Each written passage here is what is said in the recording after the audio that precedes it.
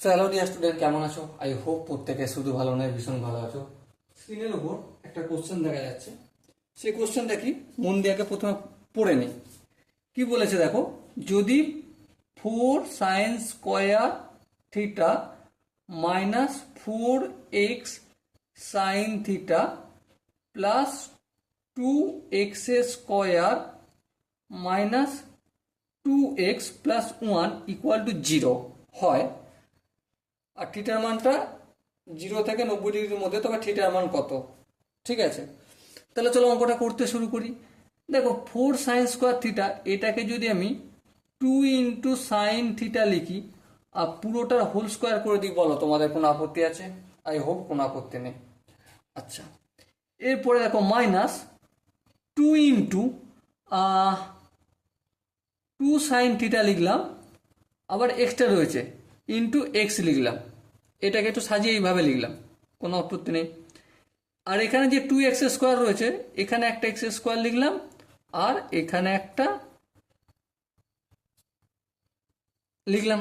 বেশ, দেখো এই 2x²টা, এখানে একটা x², এখানে একটা x², দুটো হলো।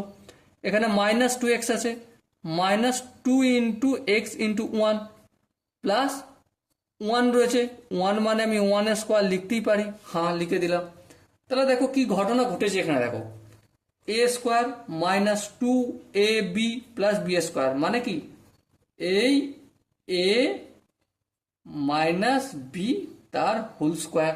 হ্যাঁ, তাহলে এখান পর্যন্ত এটা হলো। এখানটা কি দেখো, x² মাইনাস 2 × x × 1 প্লাস 1² মানে a² minus 2ab plus b²। কি হবে এটা? এখানে প্লাস চিহ্ন আছে, প্লাস চিহ্নটা দিলাম। ঠিক আছে, x মাইনাস 1 তার হোল স্কোয়ার। ওকে, এবার দেখো কোনো রাশির বর্গের যোগফল যদি 0 হয়, তখন এক একটা রাশির ইন্ডিভিজুয়াল মান হচ্ছে 0, এটা আমরা প্রত্যেকে জানি। তার মানে 2 sin θ minus x equal to 0, আর এখানে x মাইনাস 1 ইকুয়াল টু 0। তাহলে x সমান কত? 1। ওকে, x সমান 1 পেলাম। এবার দেখো 2 sin θ ইকুয়াল টু মাইনাস এক্সটা অপোজিট দিকে আনলে প্লাস এক্স হয়ে যাবে। হ্যাঁ, 2 sin θ ইকুয়াল টু এক্সের জায়গায় কি লিখবো? ভ্যালুটা লিখবো 1 লিখবো। তাহলে sin θ সমান কি? 1/2। sin θ কত ডিগ্রির মান? হাফ। sin θ 30 ডিগ্রির মান হাফ। তাহলে থিটার ভ্যালু কত বেরোলো?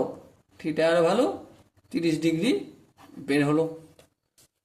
সময় ডিয়ার ওয়াটসন, আই হোপ প্রত্যেকের বোঝা গেছে কোশ্চেনের আনসারটা।